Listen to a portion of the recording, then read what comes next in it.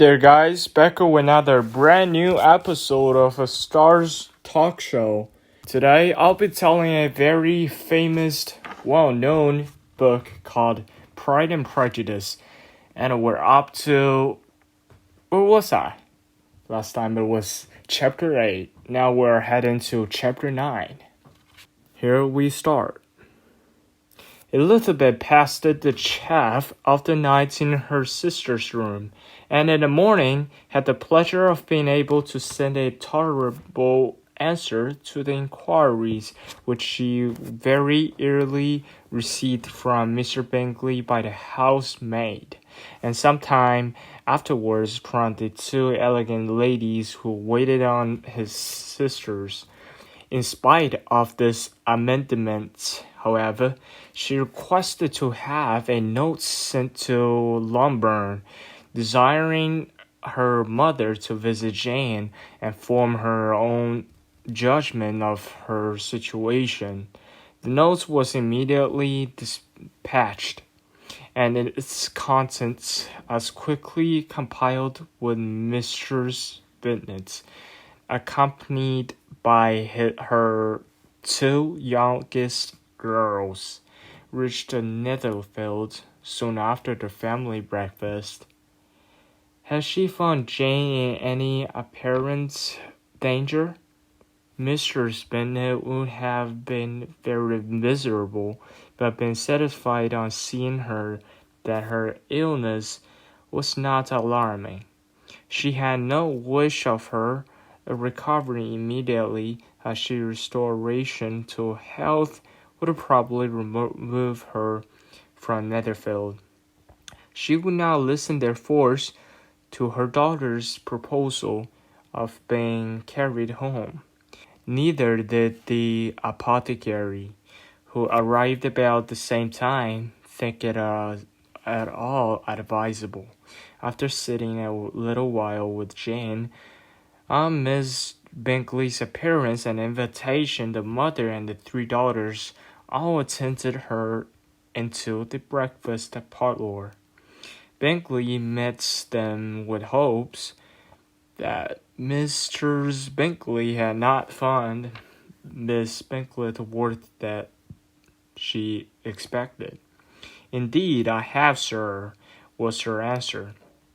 "She is a great deal too ill to be moved.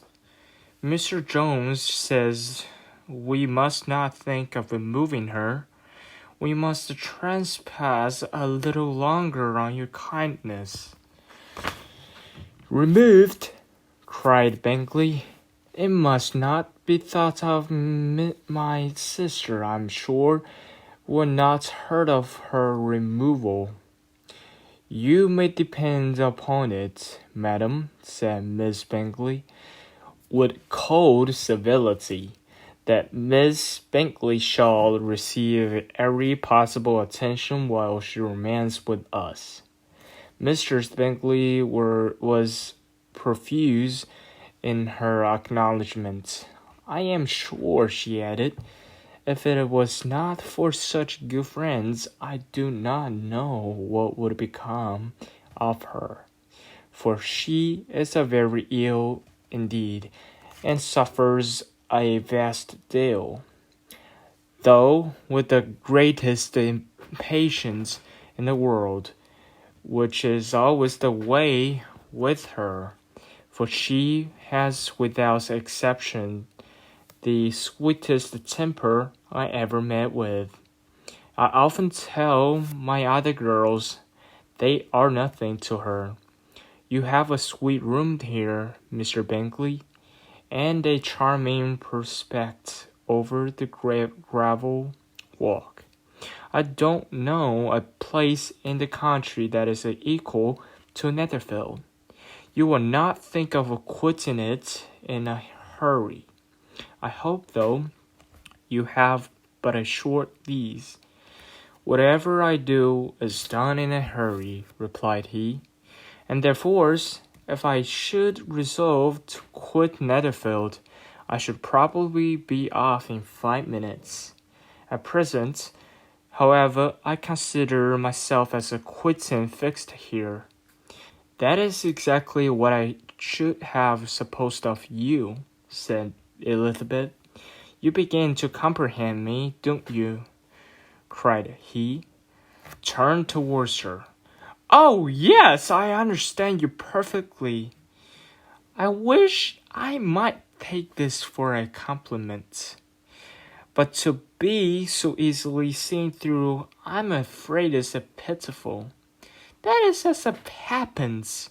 It does not necessarily follow that as a deep, intricate character is more or less estimable than such a one as yours.